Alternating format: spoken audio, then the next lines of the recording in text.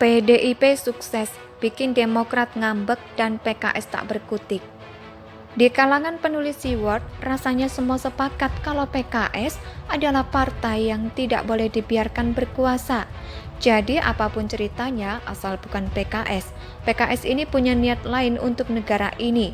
Dan jangan lupa, lihatlah wilayah yang dipimpin oleh orang dari PKS, bagaimana kemajuannya.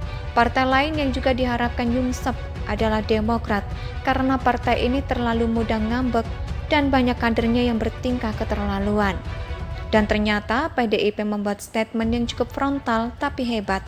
Sekjen PDIP Hasto Kristianto menegaskan partainya sulit untuk menjalin kerjasama atau koalisi dengan Partai Demokrat dan PKS dalam menghadapi pemilu dan Pilpres 2024.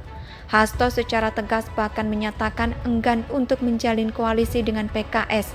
Dia menilai kedua partai tersebut memiliki karakteristik pendukung dan prinsip politik yang berbeda dengan PDIP. Hasto secara khusus mengomentari hubungan partainya dengan Demokrat. Dia menyebut basis pendukung PDIP merupakan wong cilik yang tak menyukai kamuflase dalam berpolitik. Pendukung PDIP ini rakyat wong cilik yang tidak suka berbagai bentuk kamuflase politik, rakyat apa adanya.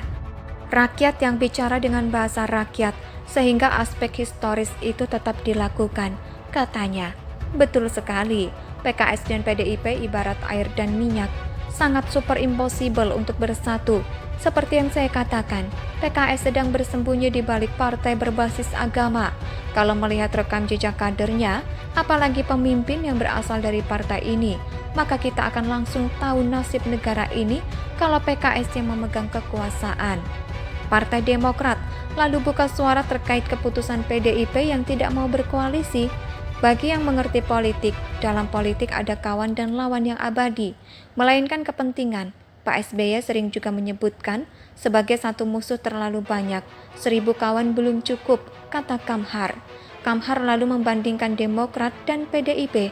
Dia menyebut Demokrat sebagai partai pro-rakyat, sedangkan PDIP partai yang mengklaim diri sebagai partai wong cilik, tapi menyulitkan rakyat dengan berbagai persoalan.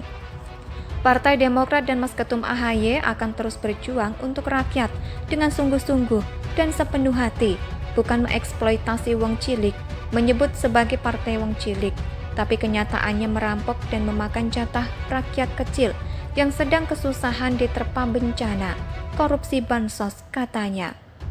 Lucu, ternyata Demokrat masih belum banyak berubah, suka prihatin dan ngambek.